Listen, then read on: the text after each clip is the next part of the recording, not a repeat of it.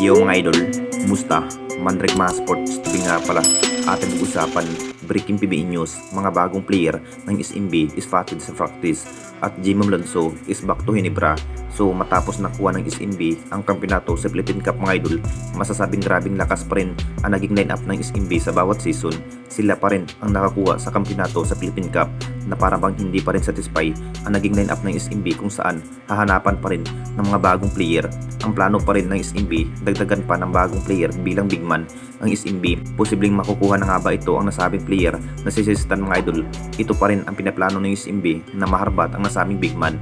Hindi na rin hawak ng tira perma jeep itong si Sistan mga idol.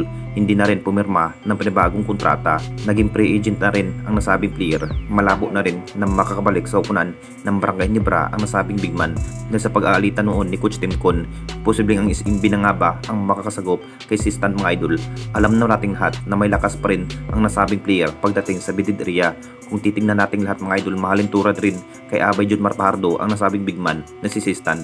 Ito na nga ba ang inihintay ng lahat dahil desisyon na nga lang po ang inaantay ng SMB kung maharbat na nga ba ito ang nasabing player na si Sistan. Malakas rin sa opensiba ang nasabing big man mga idol. Makapagtala pa rin ng maraming maiitala ang nasabing player.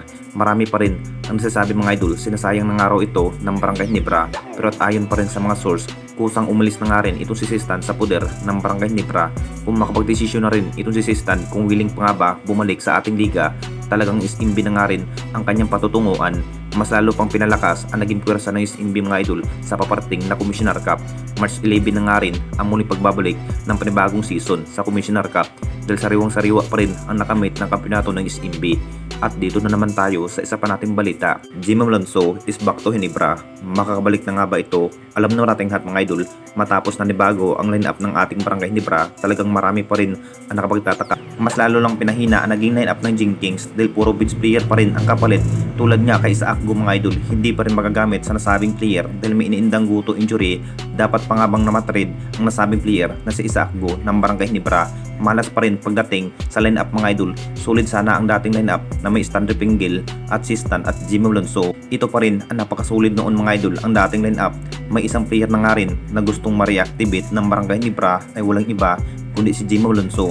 Isa na rin si Jimmy Alonso mga idol sa napaka-importanting player pagdating sa opensiba bilang forward. Siya na nga rin ang naging buhay at pag-asa noon ng Jenkins. Mas kinakailangan pa rin ng ating Barangay Ginebra na may kumpiyansa pagdating sa pagkikipaglaban.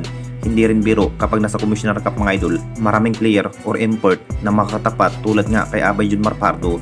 Talagang maraming makakatapat na nga rin kay Abay Jun Marpardo sa Commissioner Cup mga idol, mas lalo na sa TNT tropang 5G. Huhugot pa rin ng bagong import na may 7-footer.